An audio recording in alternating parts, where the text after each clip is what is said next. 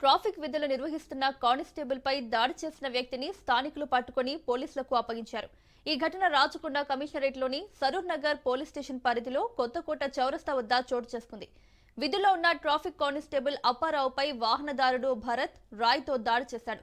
Helmet లేకపోవడంతో చలాన్ వేయడం పట్ల అసహనం చెందిన భరత్ తిరిగి వచ్చి కానిస్టేబుల్ పై దాడి చేసి ట్యాబ్ను ధ్వంసం చేసినట్లు పోలీసులు తెలిపారు.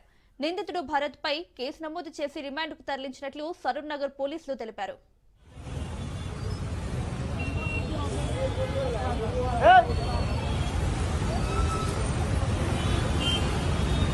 పోలీస్ ఆయన కొడితే పోయింది వాళ్ళు ఏంటి అవునా ఇది వాళ్ళు అయిపోయింది అప్పుడు రక్తం కాకుండా ఆయన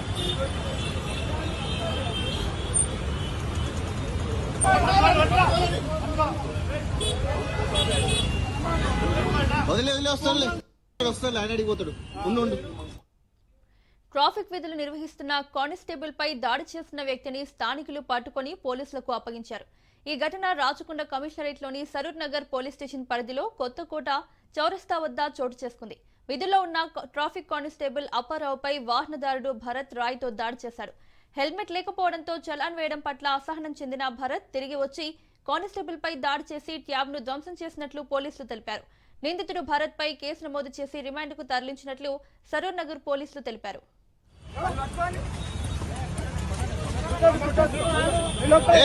గుంజుకోక బాబు, నువ్వు గుంజుకోకు, కూర్చో, ఆవేశపడ, కూర్చో, ఏం కాదు కానీ కూర్చో.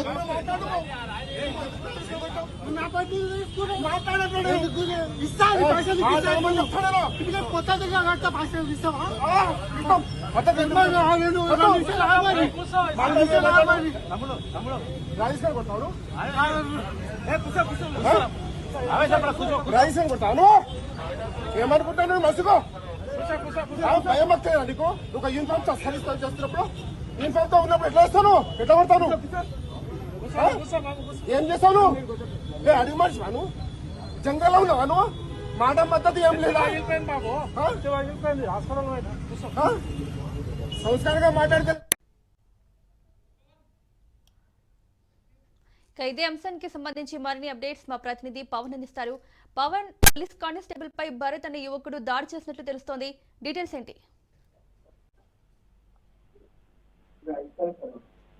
ఎల్బీ నగర్ ట్రాఫిక్ కానిస్టేబుల్ పై ఒక వ్యక్తి ఒక దాడికి పాల్పడ్డాడు. దీనికి సంబంధించి చూస్తే ప్రజెంట్ పోలీసులు అతని అదుపులోకి తీసుకున్నారు.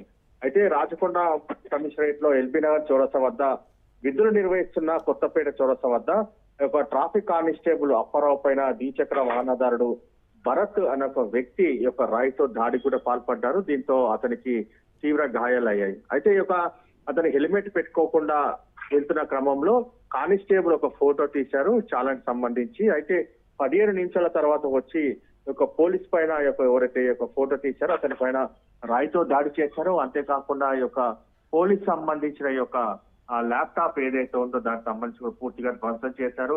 అంతేకాకుండా పోలీసుల పైన పూర్తిగా దీనికి సంబంధించి తిరగబడటంతో స్థానికులు అతన్ని పట్టుకున్నారు. పూర్తిగా పోలీసులకు సంబంధించిన ట్యాబును కూడా ధ్వంసం చేశారు. ధ్వంసం చేసిన నేపథ్యంలో అతన్ని అరెస్ట్ కూడా చేశారు. అరెస్ట్ చేసి ప్రజెంట్ రాయితో కొట్టడంతో కానిస్టేబుల్ తీవ్రంగా గాయపడటంలో అతన్ని ఆసుపత్రికి కూడా తరలించారు.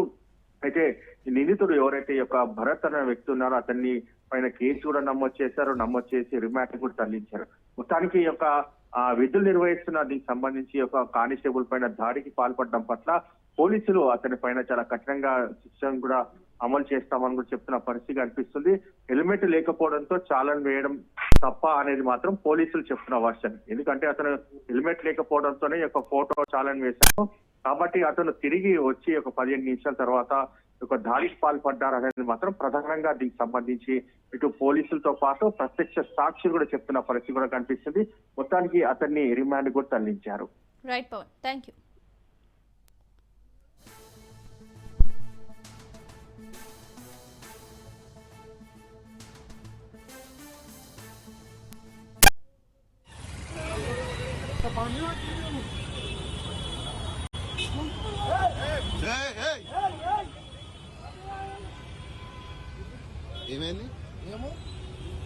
ఏమైంది? గ్రేటర్ హైదరాబాద్ సిటీ చుట్టూ కొందరు రియల్టర్లు, బిల్డర్లు, ఏజెంట్లు మోసాలకు పాల్పడుతున్నారు. ప్రీ లాంచ్ల పేరుతో కొనుగోలుదారులను మాయ చేస్తున్నారు. అగ్రిమెంట్ల ప్రకారం అపార్ట్మెంట్లు, విల్లాల నిర్మాణాలు పూర్తి చేయడం లేదు. గడువులోగా ఫ్లాట్లను, ప్లాట్లను అప్పగించడం లేదు. చెప్పిన విధంగా సౌలతులను కల్పించడం లేదు. ముందు చెప్పేదొకటి, ఆ తర్వాత చేసేదొకటి అన్నట్టుగా వ్యవహరిస్తున్నారు. ఒక ప్రాజెక్టును చూపించి అడ్వాన్స్ గా డబ్బులు తీసుకుని అది కంప్లీట్ చేయకుండానే ఆ నిధులను మరో ప్రాజెక్టుకు మళ్లిస్తున్నారు.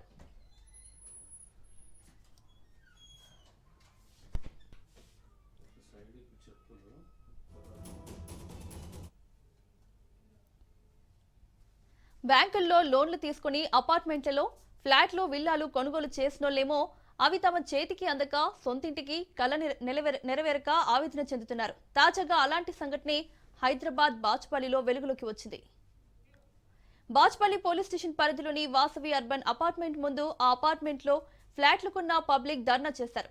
గడువు పూర్తయిన అపార్ట్మెంట్ హ్యాండ్ ఓవర్ చేయలేదని కొనుగోలుదారులు ఆందోళనకు దిగారు. వెంటనే అపార్ట్మెంట్ హ్యాండ్ ఓవర్ చేయాలని అపార్ట్మెంట్ కొనుగోలుదారులు డిమాండ్ చేశారు. సమస్యపై అధికారులు స్పందించాలని బాధితులు విజ్ఞప్తి చేశారు.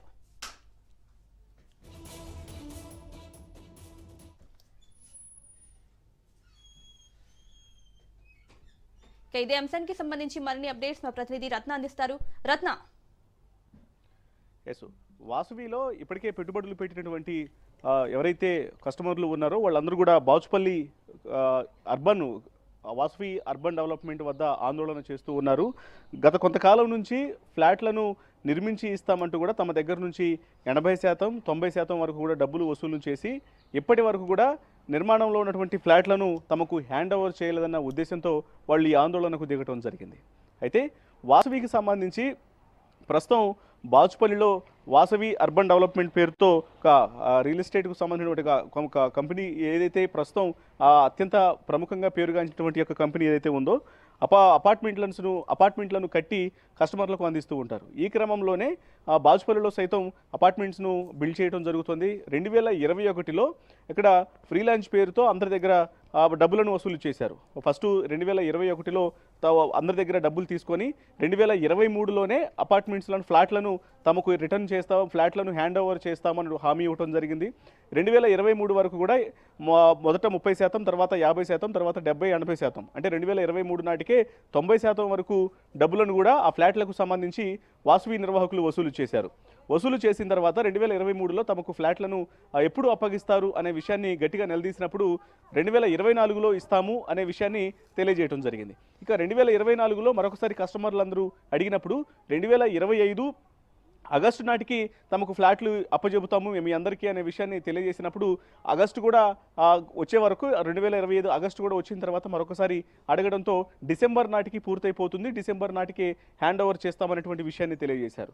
ఇక ఇప్పుడు డిసెంబర్ నెల కూడా వచ్చేసింది కాబట్టి మరి డిసెంబర్ కూడా వస్తుంది, ఇంతవరకు కనీసం కన్స్ట్రక్షన్లో ఎటువంటి ముందడుగు అనేది పడలేదు. దీనికి సంబంధించి అసలు ఎందుకు ఇంత నిర్లక్ష్యంగా ఉంటున్నారు అనే దానికి సంబంధించి అక్కడ ఆందోళనకు పూనుకున్నప్పుడు మరొక డేట్ అనేది కేటాయించడం, నిర్లక్ష్యంతో కూడినటువంటి సమాధానాలు చెప్పడంతో ఒక్కసారిగా అక్కడ డబ్బులు చెల్లించినటువంటి వందలాది మంది వాసవి గ్రూప్లో డబ్బులు పెట్టినటువంటి ఫ్లాట్లకు సంబంధించి పెట్టుబడులు పెట్టిన వాళ్ళందరూ కూడా డబ్బులు కట్టిన వాళ్ళందరూ కూడా అక్కడ ఆందోళనకు దిగడం జరిగింది. సో వీళ్ళందరూ కూడా ఇప్పుడు ఖచ్చితంగా తమకు ఆ ఫ్లాట్లను త్వరగా కంప్లీట్ చేసి ఇవ్వాలి, వీళ్ళ మీద చర్యలు తీసుకోవాలి అనేటువంటి విషయాన్ని డిమాండ్ చేస్తూ ఉన్నారు. ఈ ప్రాజెక్ట్ అనేవి పూర్తి కాకుండా, ఎందుకంటే వాసవి అనేది నగర వ్యాప్తంగా రాష్ట్రంలోనే అనేక ప్రాంతాల్లో కూడా కన్స్ట్రక్షన్స్ అనేవి చేస్తూ ఉన్నారు. ఈ వాసవి కన్స్ట్రక్షన్స్కు సంబంధించి ఏదైనా ఒక ప్రాజెక్ట్ అనేది పూర్తయిన తర్వాత మాత్రమే వారికి మరొక ప్రాజెక్టు నిర్మాణం చేసేందుకు అనుమతి ఇవ్వాలి, లేకపోతే మాత్రం అనుమతి ఇవ్వకండి. ఒకవేళ ముందస్తుగానే రకరకాల కన్స్ట్రక్షన్స్కు అనుమతులు అనేవి ఇచ్చేస్తే, వేరువేరు ప్రాంతాల్లో కన్స్ట్రక్షన్స్కు అనుమతులు ఇచ్చినప్పుడు తమను ఇబ్బందులకు గురి చేస్తూ ఉన్నారు. కన్స్ట్రక్షన్ సరైనటువంటి సమయానికి నిర్మాణం చేయకుండా తాము ఇచ్చినటువంటి డబ్బులు మొత్తాన్ని కూడా వాళ్ళ దగ్గరే పెట్టుకొని ఇబ్బందులకు గురి చేస్తున్నారు అనే విషయాన్ని అధికారుల దృష్టికి విన్నవించుకునేటువంటి ప్రయత్నం చేస్తున్నారు మీడియా ద్వారా. ఇక మరోవైపు ఇప్పటికే మేనేజ్మెంట్తో, వాసవి కన్స్ట్రక్షన్కు సంబంధించినటువంటి మేనేజ్మెంట్తోనూ కాంట్రాక్టర్లతోనూ సంప్రదింపులు జరిపినా సరే వాళ్ళు సమాధానం చెప్పి కొన్ని లెటర్లు రాసి ఇచ్చి పంపిస్తున్నారే తప్ప దీనికి సంబంధించి సరైనటువంటి ప్రాక్టికల్గా ఎటువంటి పనిని కూడా ముందుకు తీసుకెళ్లట్లేదు అనే ప్రతి ఒక్కళ్ళు కూడా తమ యొక్క ఆవేదన వ్యక్తం చేస్తూ ఉన్నారు. అయితే వాసవిలో ఇది కొత్తవి కాదు, గతంలో నుంచే ఎన్నో రకాల అక్రమాలు జరిగినటువంటి విషయాలకు సంబంధించి కూడా అక్కడ ఏదైతే వాసవి కన్స్ట్రక్షన్స్లోనే కొన్ని సోదాలు కూడా జరిగినటువంటి పరిస్థితి కనిపించింది. మరోవైపు ఫ్లాట్లను సరైనటువంటి సమయానికి హ్యాండ్ ఓవర్ చేయట్లేదు అనే విధానంపై కూడా గతంలో ఎంతో అనేక సిటీ వైజ్గా ఉన్నటువంటి కస్టమర్లు ఆ ఫ్లాట్లకు సంబంధించినటువంటి డబ్బులు కట్టిన వాళ్ళు కూడా ఆందోళనలు చేసినటువంటి పరిస్థితి గతం నుంచే వినిపించింది. ఆ గతంలో హఫీజ్పేటలో వాసవి లేక్ సిటీ పేరుతో అక్కడ కన్స్ట్రక్షన్స్ను స్టార్ట్ చేసి అక్కడ ఆ ఫ్లాట్లకు సంబంధించి 90% డబ్బులు కట్టించుకొని కూడా సరైనటువంటి సమయానికి ఫ్లాట్లను హ్యాండ్ ఓవర్ చేయలేదు. అలాగే ఉప్పల్లో సైతం వాసవి కన్స్ట్రక్షన్ స్టార్ట్ చేసి అక్కడ కూడా వసూలు చేయడం జరిగింది. కానీ వీళ్ళందరూ కూడా వెళ్ళి వాసవి ప్రధాన కార్పొరేట్ కార్యాలయం దగ్గర ముట్టడించి మేనేజ్మెంట్ను కలిసి వాళ్ళను ఖచ్చితంగా ఎందుకు ఇలా నిర్లక్ష్యం చేస్తున్నారనే విషయం గురించి అడిగినప్పుడు సమాధానం చెబుతూ లెటర్లు రాసి ఇవ్వడం, హామీలు ఇస్తున్నారే తప్ప పనిలో మాత్రం ముందడుగు పోవట్లేదు అనే విషయాలకు సంబంధించినటువంటి అనేక ఆరోపణలు గతం నుంచి కూడా తలెత్తుతూ ఉన్నాయి. మరలా ఇదే పునరావృతమైంది. ఇప్పుడు మాత్రం ఖచ్చితంగా వాళ్ళు హ్యాండ్ ఓవర్ చేసేంత వరకు కూడా వేరొక ప్రాజెక్ట్ అనేది వాసవి కన్స్ట్రక్షన్స్ కు ఇవ్వద్దు అంటూ కూడా అధికారులకు వినతి చేసేటువంటి ప్రయత్నం చేస్తున్నారు కస్టమర్లందరూ కలిసి. Right Ratna, thank you.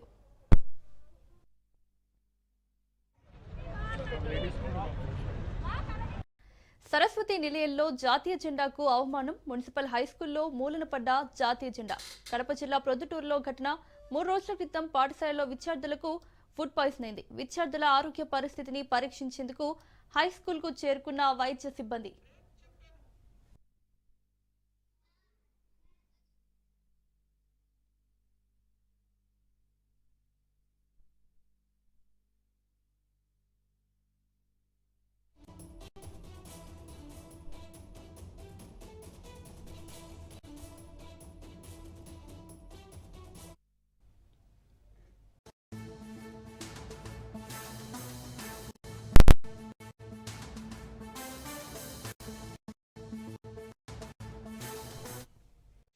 News చూస్తున్నాం.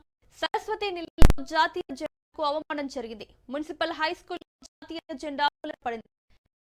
ప్రొద్దుటూరులో ఘటన జరిగింది. 3 రోజుల క్రితం పాఠశాలలో విద్యార్థులకు ఫుడ్ పాయిజన్ అయింది.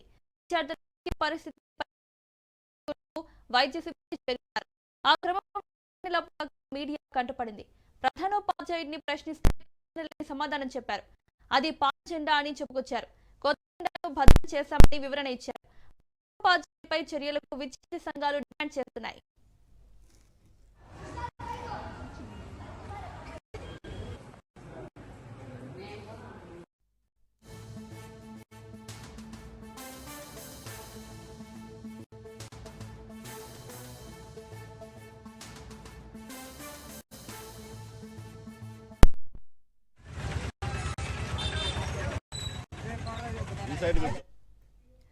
సరస్వతి నిలయంలో జాతీయ జెండాకు అవమానం జరిగింది.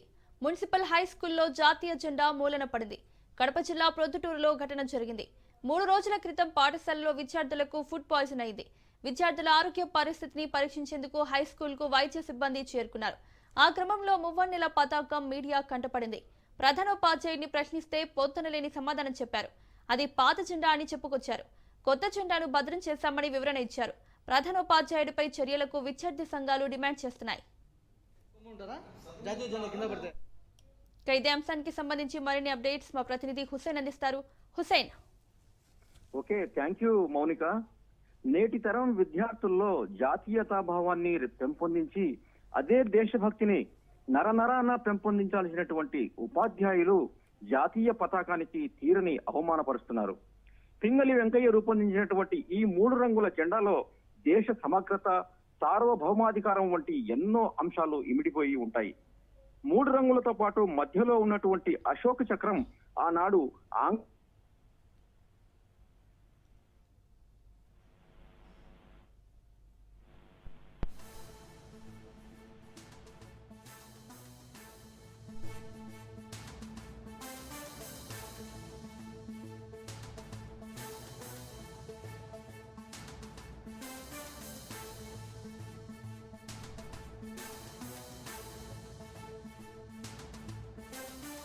సమ్మిట్ పై సచివాలయంలో సీఎం సమీక్ష హాజరైన డిప్యూటీ సీఎం భట్టి, మంత్రులు, అధికారులు. సాయంత్రం 6:30కు Revanth press meet.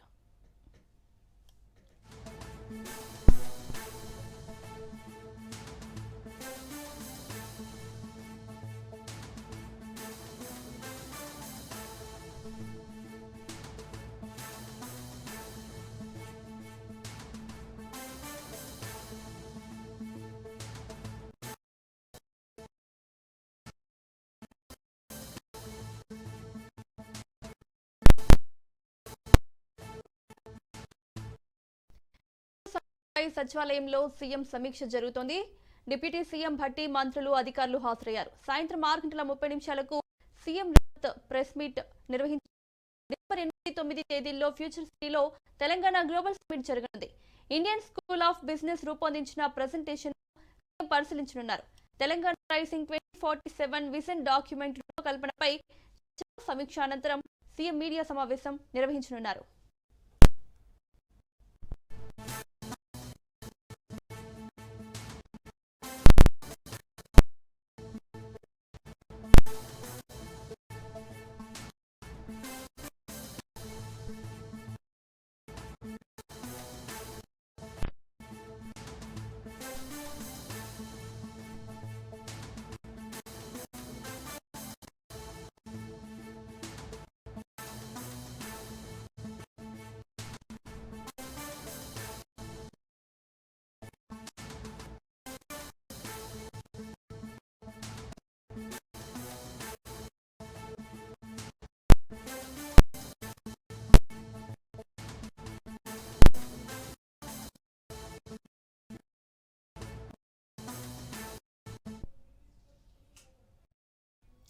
Global summit పై సచివాలయంలో సీఎం రేవంత్ సమీక్ష జరుపుతున్నారు.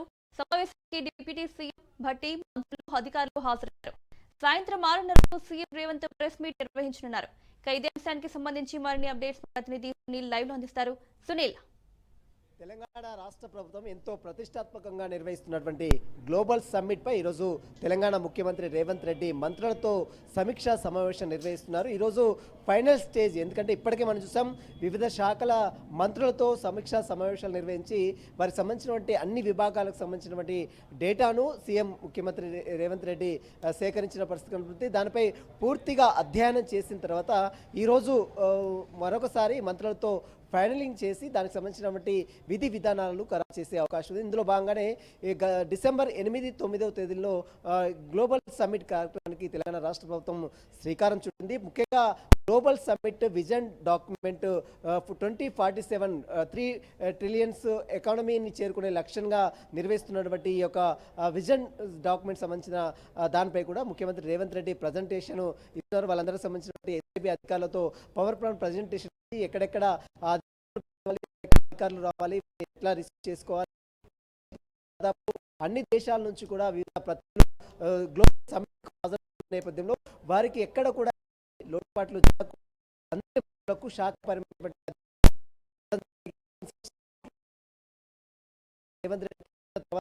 మంత్రులకు తెలియజేస్తున్న గ్లోబల్ సమ్మిట్ తెలంగాణ రాష్ట్ర ప్రభుత్వం ముఖ్యమంత్రి రేవంత్ దాదాపు 2 పూర్తవుతున్న నేపథ్యంలో దానికి సంబంధించి సంక్షేమ పథకాలకి ఏ విధంగా దాన్ని ప్రజెంటేషన్ చేయాలి దానిపై కూడా ముఖ్యమంత్రి రేవంత్ రెడ్డి మంత్రులతో సమీక్ష సమావేశం. ఇక సమీక్ష 6:30 ప్రాంతంలో ముఖ్యమంత్రి రేవంత్ రెడ్డి మీడియా సమావేశం ఏర్పాటు చేశారు. ఇప్పటికే సీఎంఓ నుంచి ఒక రిలీజ్ కూడా కావడం జరిగింది. సమావేశంలో ఇవాళ ఆదివారం అయినప్పటికీ కూడా చాలా మంది మంత్రులు అటు వాకిట్ శ్రీహరి కావచ్చు, కొండా సూర్య కావచ్చు, జూపల్లి కావచ్చు, చాలా మంది అజయ్ కావచ్చు, చాలా మంది మంత్రులు ఇప్పటికే సమీక్ష సమావేశంలో పార్టిసిపేట్ చేయడం ప్రస్తుతమైతే సమీక్ష అనంతరం సమావేశంలో విజన్ డాక్యుమెంట్ 2047 సంబంధించినటువంటి వివరాలతో పాటు గ్లోబల్ సమ్మిట్ సంబంధించినటువంటి అంశాలు, మరోవైపు అక్కడ ఉన్నటువంటి తీసుకున్న నిర్ణయాలు, ఇతర దేశాలు అక్కడ ఉన్నటువంటి స్టాఫ్ పాటు వీటన్నిటికి సంబంధించిన దానిపై కూడా ముఖ్యమంత్రి రేవంత్ రెడ్డి అందరితో మంత్రులతో చర్చించి తుది నిర్ణయం కూడా తీసుకునే అవకాశం ఉంది. 8, 9 తేదీల్లో గ్లోబల్ సమ్మిట్ కార్యక్రమం ఉంటుంది.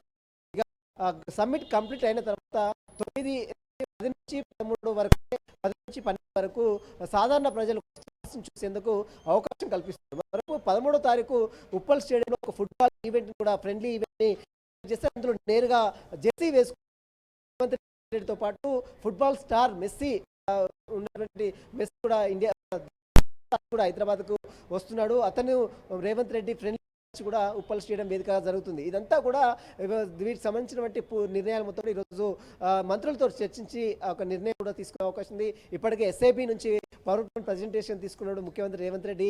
వాటికి సంబంధించిన విధి విధానాలు, విదేశాల నుంచి వస్తున్నటువంటి ప్రతినిధులకు సంబంధించినటువంటి డెలిగేట్స్ వస్తున్నటువంటి వారందరూ కూడా ఏర్పాటు కూడా సమీక్షా సమావేశం నిర్వహించారు. వీరితో పాటు తెలంగాణ రాష్ట్రానికి వివిధ దేశాల నుంచి ఎక్కువగా పెట్టుబడులు రావాలి, పెట్టుబడిని ఆకర్షించే విధంగా ఇక్కడ ఐటీ రంగంలో ముఖ్యంగా ఐటీ పరిశ్రమలు ఏ విధంగా ఆ పరిశ్రమలో ముఖ్యంగా చిన్న చిన్న తరహా పరిశ్రమలు, పెద్ద పెద్ద పరిశ్రమల సంబంధించినటువంటి ఏర్పాట్లు వీటన్నిటిపై కూడా చర్చిస్తారు.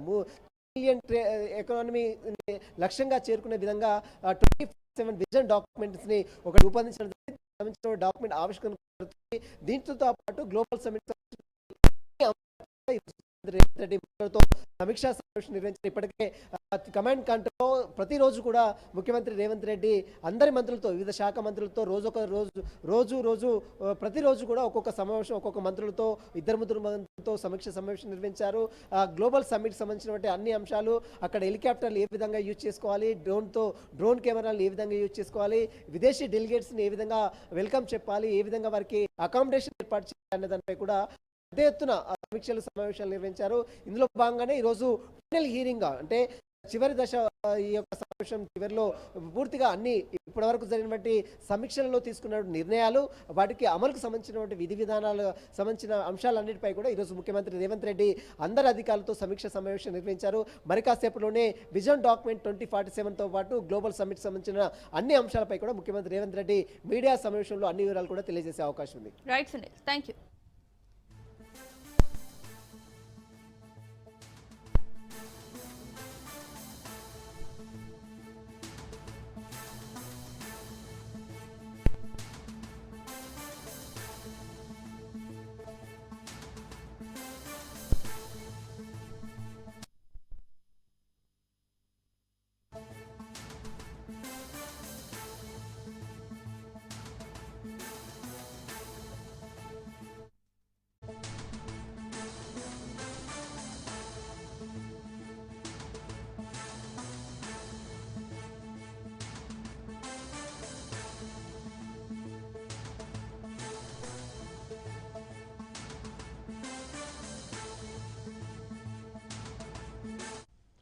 బ్రేకింగ్ న్యూస్ చూస్తున్నాం.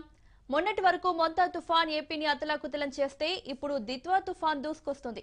నైరుతి బంగాళాఖాతం ఉత్తర శ్రీలంక ప్రాంతాల్లో ఉత్తర వాయువ్య దిశగా కదులుతోంది.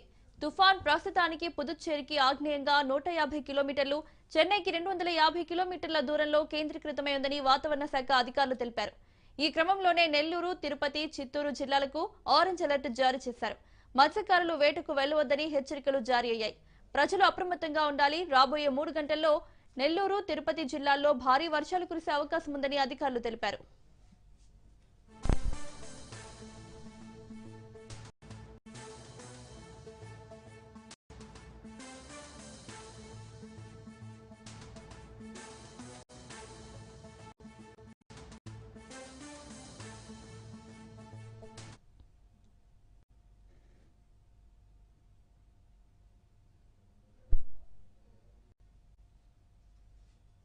మొన్నటి వరకు మొంతా తుఫాన్ ఏపీని అతలాకుతలం చేస్తే ఇప్పుడు దిత్వా తుఫాన్ దూసుకొస్తుంది. నైరుతి బంగాళాఖాతం ఉత్తర శ్రీలంక ప్రాంతాల్లో ఉత్తర వాయువ్య దిశగా కదులుతోంది. తుఫాన్ ప్రస్తుతానికి పుదుచ్చేరికి ఆగ్నేయంగా 150 కిలోమీటర్లు, చెన్నైకి 250 కిలోమీటర్ల దూరంలో కేంద్రీకృతమై ఉందని వాతావరణ శాఖ అధికారులు తెలిపారు. ఈ క్రమంలోనే నెల్లూరు, తిరుపతి, చిత్తూరు జిల్లాలకు ఆరెంజ్ అలర్ట్ జారీ చేశారు. మత్స్యకారులు వేటకు వెళ్లవద్దని హెచ్చరికలు జారీ అయ్యాయి. ప్రజలు అప్రమత్తంగా ఉండాలి. రాబోయే 3 గంటల్లో నెల్లూరు, తిరుపతి జిల్లాల్లో భారీ వర్షాలు కురిసే అవకాశం ఉందని అధికారులు తెలిపారు.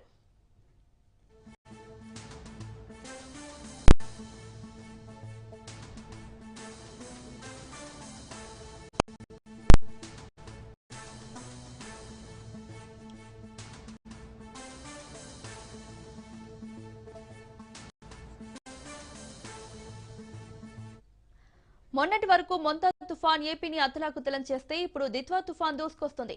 నైరుతి బంగాళాఖాతం ఉత్తర శ్రీలంక ప్రాంతాల్లో ఉత్తర వాయువ్య దిశగా కదులుతోంది.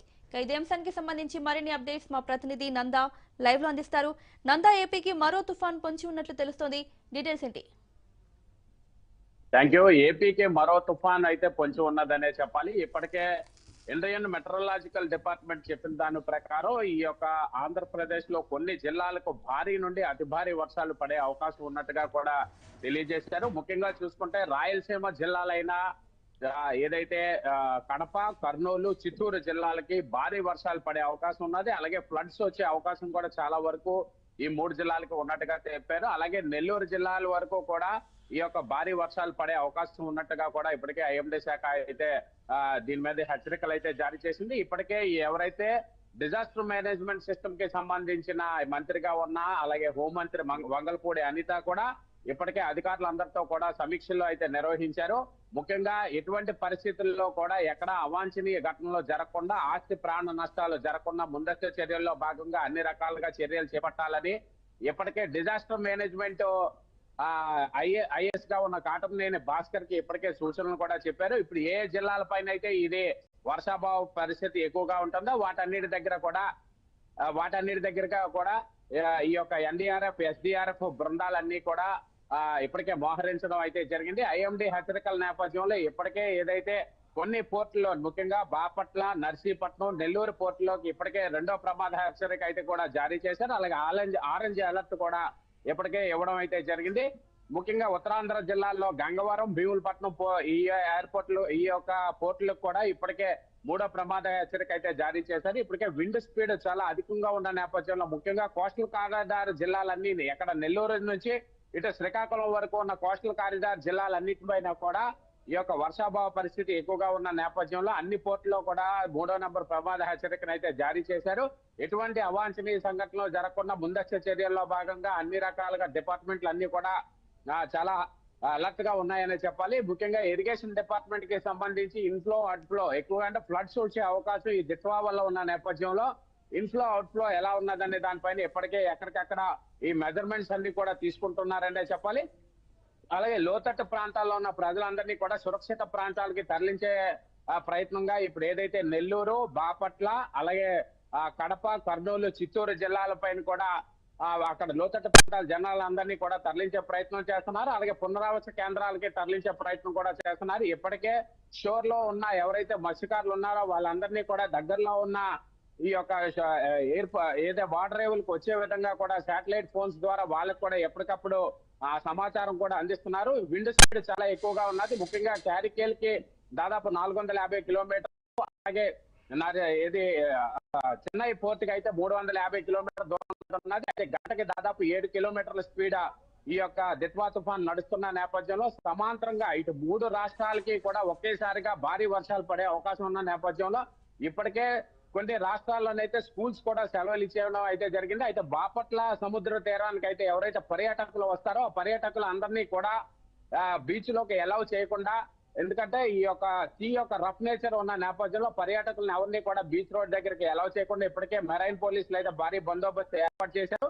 అలాగే ఎక్కడెక్కడైతే ఈ యొక్క సీ రఫ్ గా ఉంటుందో ఆ ప్రదేశాల్లో ఎక్కడ కూడా పర్యాటకులు వెళ్ళకూడదని ఇప్పటికే పోలీసులు అధికారులకి సూచనలు చేసిన నేపథ్యంలో ముఖ్యంగా భారీగా వర్షాలు పడే ఏ అయితే జిల్లా వాటన్నిటి దగ్గర కూడా కంట్రోల్ రూమ్స్ అవి ఏర్పాటు చేసి ప్రయత్నం చేయమన్నారు. అలాగే హోంమంత్రి వంగల్పూడి అనిత అధికారులతోటి ఈ యొక్క దీనిపైన సమీక్షలు నిర్వహించి ఎటువంటి కాల్స్ ఈ కంట్రోల్ రూమ్ కి వచ్చినా కూడా వెంటనే అధికారులు దాని మీద స్పందించి ప్రజలకి తక్షణమే సహాయ సహకారాలు అందించే దిశగా కూడా ప్రయత్నం చేయాలని చెప్పి ఇప్పటికే చెప్పడం అయితే జరిగింది. మొత్తం మీద అధికారులందరూ కూడా దీనిపైన ఇప్పటికే సమీక్షలు నిర్వహిస్తున్నారు. అవాంఛనీయ సంఘటనలు జరగకుండా, విద్యుత్ అంతరాయం జరగకుండా, ఎక్కడ వాగులు వంకలు పొంగిన పోయినట్లయితే అక్కడ దగ్గరలో ఉన్న ప్రాంత ప్రజలందరినీ కూడా సురక్షిత ప్రాంతాలకు తరలిస్తున్నారు. అలాగే సముద్ర తీర ప్రాంతాల్లో ఉన్న ఏదైతే ఈ యొక్క మత్స్యకార గ్రామాలు ఉన్నాయో వాటన్నిటికీ కూడా ఇప్పటికే హై అలర్ట్ ప్రకటించినట్టు మనకు తెలుస్తోంది. Right Nandakumar, thank you.